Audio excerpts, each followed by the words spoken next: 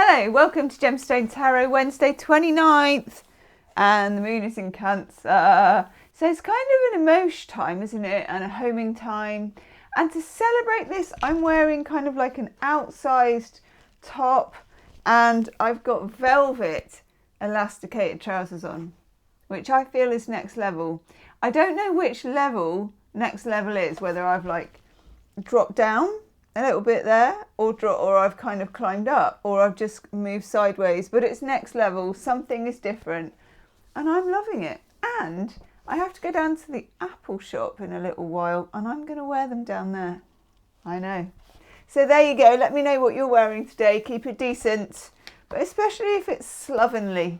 You know, if you're just like, yeah, outsized, maxed out, or what's your pop down to the shop outfit? I've had some howlers with pop down to the shop. Let's have a couple of random and useless fun facts for adults. Got no cats in here today. They're all out and about. Did you know that every 10 years the human skeleton repairs and renews itself? Essentially, you have different bones now than you did 10 years ago. Yes, I'm feeling that. Overwhelmingly, red states have the highest rate. Overwhelmingly red states have the highest rate of, just don't like that whole kind of eat, shoots and leaves grammatical thing. Overwhelmingly, red states have the highest rate of dog ownership, while residents of blue states are more likely to keep a cat as a pet. There you go, politics through pets. Maybe they should do the voting or run for government. Yes, my cat's for government. Carrots have zero fat content. Applying non-fat yogurt to sunburn area is a natural way to deal with sunburn. Not medical advice though. Just don't get sunburned in the first place is probably a better idea. Berries are simple fruits.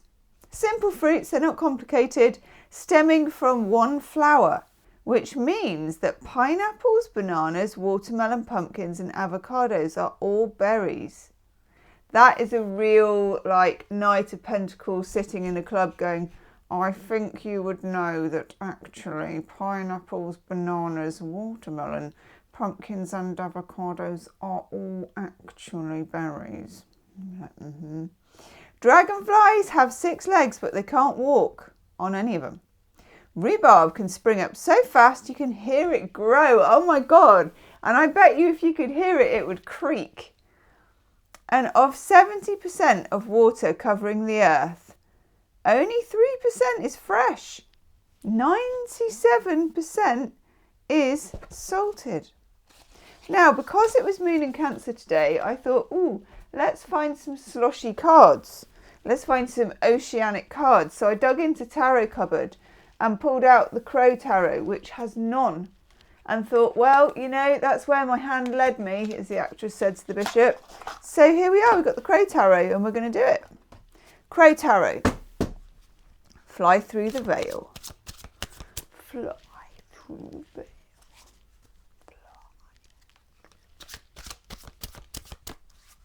Crow Tarot.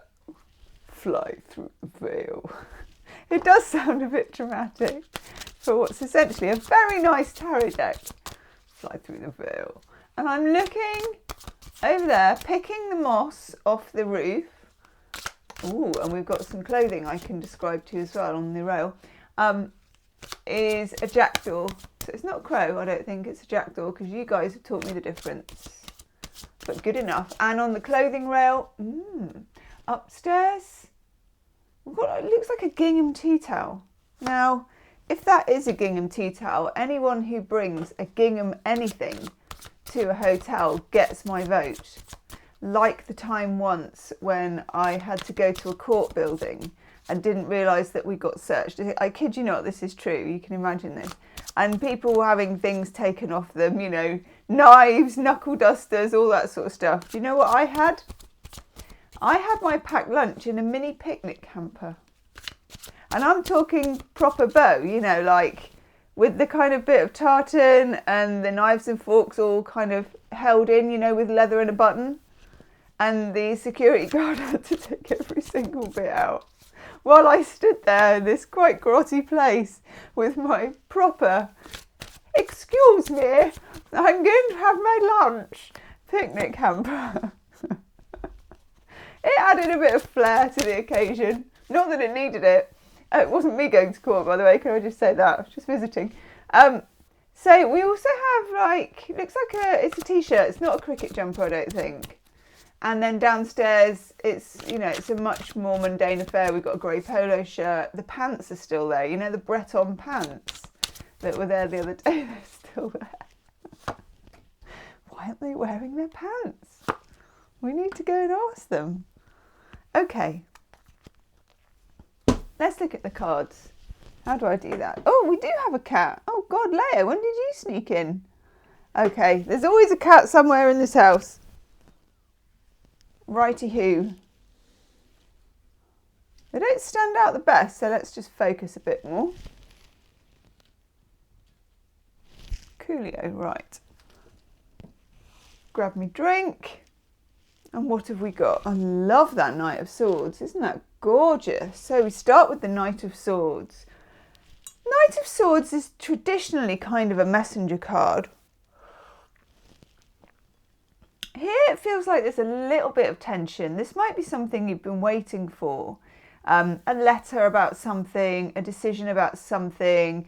It kind of smacks to me of like government things, or, waiting to hear if you got your parking permit. Thanks, Gemma. That's exciting. Waiting to hear if you got a grant or a job or something, from a solicitor or anybody official. And I do believe, do we have a robin there?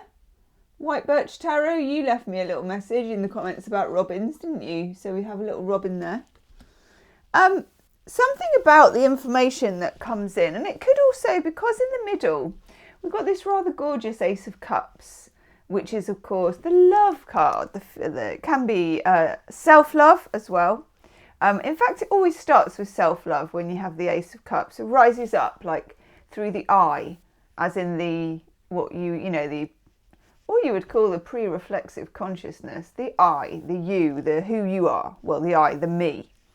It's love for yourself first, which then moves out towards others. Okay, some of you, this is about a love affair or someone who means a lot to you as well. Okay, because look, we've got this Knight of Swords, which is the message. We got the Seven of Cups, which is a bit of confusion. And the heart is in there as well.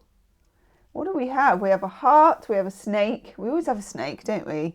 We have what looks suspiciously like a velvet hanky, a laurel wreath of success, a bird's head, is that? I think it's a bird's head. I might be wrong. What do you think? That one there. Is that a bird's head? Yeah, then another birdie down there. And then maybe a lotus flower here. Slim pickings, but there are good things to be had. So expect to feel a bit confused about a message. Okay. Then we've got the Ace of Cups, which is a new beginning. It's something renewing, refreshing, starting. It's emotion. I like this card for you. It's a really, really nice card to get. But Moon is in Cancer. It's a kind of emotional, maybe connected with a Cancerian if you are one or there is one. And then we got the Ten of Cups in reverse, a relationship that ended or something you thought you were going to get but you didn't get. So also could be to do with a message coming in from government or someone about something that you were going to get.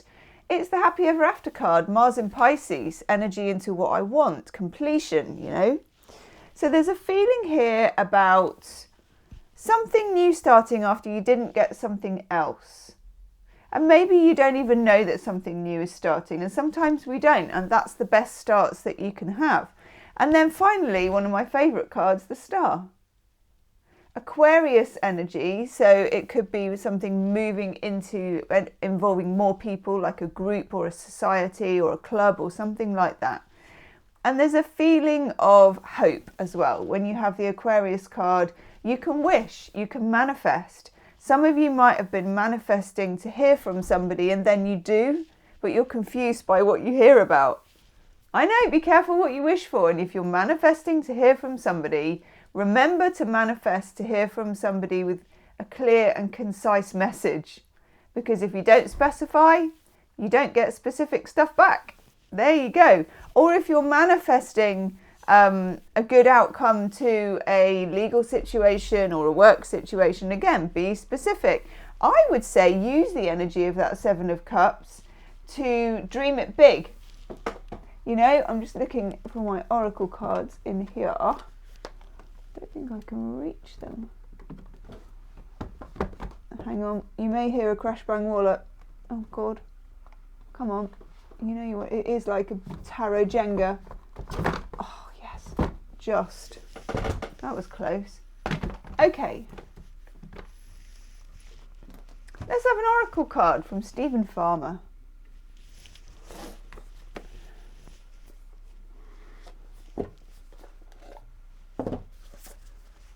What do we need to know, please? What do we need to know?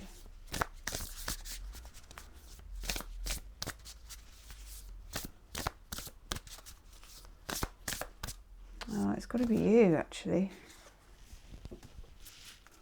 Oh, I thought we were still on the other camera, so yeah. Chucked it down nonchalantly with a, they'll read that kind of a way.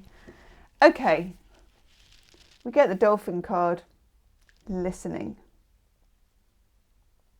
Of course, dolphins, and I don't know much about fish or anything else or mammals or whatever a dolphin is, a big fish to me, but I know it's probably a lot more than that.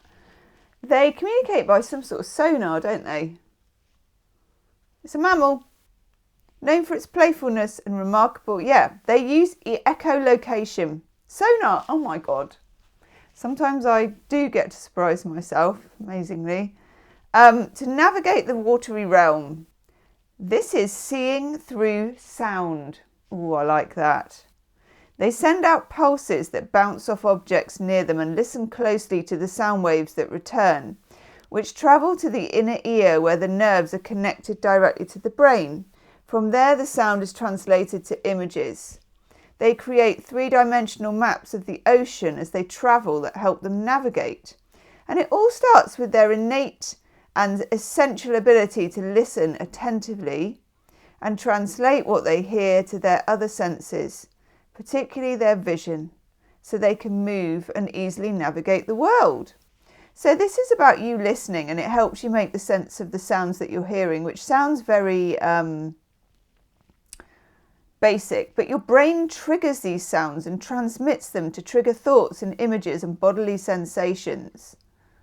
So it says if you're finding that listening without filters has become challenging, whether to the sounds around you or to another person, it's become problematic when communicating with someone else, okay? Which is what we're talking about here, isn't it? Where attentive and focused listening is critical to understanding about what's being said. Consistently practice listening to others with all of you present. Wherever you happen to be, pause, breathe and listen to what your immediate environment echoes back to you. And even more importantly, develop the skill of listening to the voice of your higher self by breathing slowly, calming your mind and noting messages that come to you. Listening in these ways is one of the greatest gifts you can give to yourself and the world. So the first thing you hear is not necessarily going to be the truth in this situation. But I do feel like if you can, and I think also there's some disappointment thrown in that can make us feel and have defensive. Okay, so remember the star, and the star is quite I was going to say chillax then. I was moments away and now I've said it. Chillax, there you go. That definitely puts an age on me. And the star is about chillaxing and kind of tuning in. But there's a message coming and it will cause some confusion at first. Think of it as tuning into a radio station. Now I am 175. Okay, leave me a message. Well, leave me a comment or, write me a letter and I'll see you soon. Namaste.